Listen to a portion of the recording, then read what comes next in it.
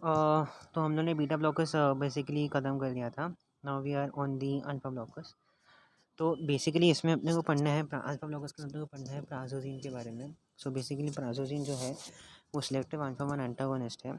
Dilates both resistance and capacitance vessels. Effect on the form of predominating the hemodynamic effects reduction in TPR, that is total peripheral resistance, and mean BP with only slight decrease in venous return and cardiac output। उसको थोड़ा सा और अच्छे से समझते हैं। Let's see what happens. See जो prazosin है ये सिलेक्टिव अल्फा वन एंटागोनिस्ट है, मतलब कि ये अल्फा वन एंटागोनिस्टिक एक्शन दिखाता है, सिलेक्टिव अल्फा वन एंटागोनिस्ट है। And dilate both resistance and capacitance vessels. बराबर है। There are two types of vessels, एक होते हैं जो रेजिस्टेंस वेसल्स होते हैं और एक होते हैं जो कैपेसिटेंस वेसल्स होते हैं। ओके। तो effect on the form of predominating, मतलब रेजिस्टेंस वेसल्स के ऊपर ज़्यादा इसका इफेक्ट पड़ता है। और resistance vessels are the ones who are basically the veins, okay, and capacitance I think they are your arteries, okay। I think it might be उल्टा also, but यही है, इन दोनों में से ही कुछ है। ओके। तो रेजिस्टेंस आपके वेन्स होंगे एंड कैपेसिटेंस आपके आर्टरीज होंगे। So basically effect on the form of predominating, मतलब रेजिस्टेंस के ऊपर, रेजिस्टेंस वेसल्स के ऊपर उसका जो इफेक्ट होता है वो ज़्यादा प्रीडोमिनेटिंग होता है। The haemodynamic effects, what are the haemodynamic effects that we see, that is nothing but total peripheral resistance के अंदर रिडक्शन होना। बराबर है, बिकॉज अपने को पता है, सबसे पहले आपको मालूम होना चाहिए कि अल्फा वन का मतलब अल्फा वन रिसेप्टर किसके लिए रिस्पॉन्सिबल होता है। अगर कोई अल्फा वन एगोनिस्ट वहाँ पर आके बाइंड हो जाए तो क्या होगा। सो अल्फा वन रिसेप्टर जो रहता है that is responsible for the वेसो constriction actions, ठीक है। तो वो डायलेशन कभी नहीं करता, वो डायलेशन कभी नहीं करेगा। तो ऐसे चीज़ का अगर आप ऐसे चीज़ को अगर आप एंटागोनिस्ट दे दो तो क्या हो जाएगा, basically it will no dilation will take place. Okay. So entire dilation will take place basically, and that is why vasodilation होगा तो of course it will lead to reduction in total peripheral resistance and mean BP also. Blood pressure भी of course कम हो जाएगा, of course, because अगर TPR reduce होगा तो blood pressure भी कम हो जाएगा। हमको फॉर्मूला पता है कि BP is equal to cardiac output into TPR.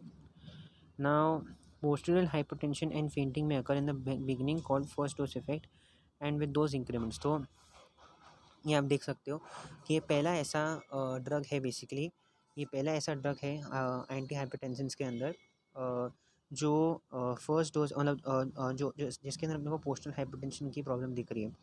Because if you see like this, अगर हम जाके देखें कैप्टोप्रिल के अंदर first dose problem, sorry, postal hypertension की कोई इश्यू नहीं थी। ठीक है। लोसार्टेन में तो हमने पोस्टल हाइपरटेंशन की बात ही नहीं की थी। हमने डायरेक्टली फिर बात की थी सीसीबीज़ के बारे में, और सीसीबीज़ के अंदर भी जितना था जहाँ तक मुझे याद है वहाँ पर पोस्टल हाइपरटेंशन का कोई प्रॉब्लम नहीं होता। Okay. Hi. So there is no postal hypertension का प्रॉब्लम इन लोसार्टेन। देन और क्या, सीसीबीज़ के अंदर भी पोस्टल हाइपरटेंशन का प्रॉब्लम मुझे दिखता नहीं है। दे में वर्सन सी कार्डियक, दूसरा तो फिर इसके अंदर भी पोस्टल हाइपरटेंशन का प्रॉब्लम नहीं दिखता मुझे। नेक्स्ट फिर कौन सा है, बीटा ब्लॉकर्स। बीटा ब्लॉकर्स के अंदर भी पोस्टल हाइपरटेंशन का प्रॉब्लम नहीं है, करेक्ट। सो अल्फा ब्लॉकर्स में अपने को ये इतना ही पढ़ने का था कि पोस्टल हाइपरटेंशन में भी अ प्रॉब्लम एंड फेंटिंग में इन the beginning called first dose effect and with dose increments. तो डोज इंक्रीमेंट्स करोगे तो पोस्टल हाइपरटेंशन होगा, that is first dose effect. ये पहली डोज में अपने को फेंटिंग मिल रहा है एंड पोस्टल हाइपरटेंशन मिल रहा है। The haemodynamic effects reduction in total peripheral resistance, हाँ ये तो मैंने देख लिया, बराबर। Selective alpha one antagonist binds both resistance and capacitance vessels, effect on the form of predominating, बराबर। Simple effects. And haemodynamic effect तो अपना है ही, बराबर। वो तो सिंपल बात है कि अगर आप रेजिस्टेंस वेसल्स को if you block the resistance vessels then उसका तो अपने को पता ही है कि क्या इफेक्ट पड़ेगा। It will lead to reduction TPR and it will lead to mean BP falling. और दूसरा जो अपना पोस्टल हाइपरटेंशन है वो तो फर्स्ट डोज इफेक्ट है। Next improves carbohydrate metabolism, okay. So इसमें हाँ, इसके अंदर अपने को अल्फ़ा ब्लॉकर्स के अंदर अपने को ये मिलता है,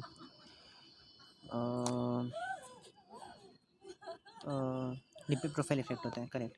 simples carbohydrate metabolism suitable for diabetes but not if neuropathy is present. Postural hypertension is accumulated. Accentuated का मतलब क्या होता है यार? एक्सीलेंट का मतलब क्या होता है यार? एटेन्यूएटेड मतलब पोस्टल हाइपरटेंशन होता है इन शॉर्ट।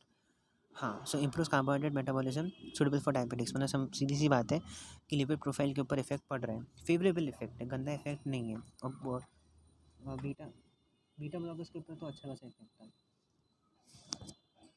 बराबर। बीटा बीटा बीटा ब्लॉकर्स के ऊपर तो अच्छा खासा लिपिड प्रोफाइल का इफेक्ट था, और गलत इफेक्ट था बीटा ब्लॉकर्स का, if you remember.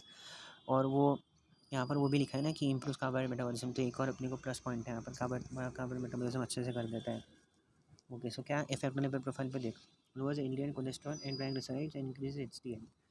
So low density lipoprotein, बराबर। सो लोअर्स एलडीएल कोलेस्ट्रॉल, करेक्ट है, तो एलडीएल इज़ बैड ना, तो एलडीएल को कम कर देने का। देन कोलेस्ट्रॉल लेवल्स भी ऑफकोर्स कम, ट्राइग्लिसराइड्स भी कम, and increase HDL. HDL is the scavenger of what symptomatic improvement in coexisting PVD or benign prostatic hypertrophy. Then हाँ, फिर improves carbohydrate metabolism suitable for diabetics but not if neuropathy is present. वापस एक बार revise कर रहे हैं, तो postal hypertension is attenuated and has favorable effect on lipid profile, lowers LDL cholesterol, triglycerides, increases HDL, and for symptomatic improvement in coexisting PVD or benign prostatic hypertrophy, correct. Then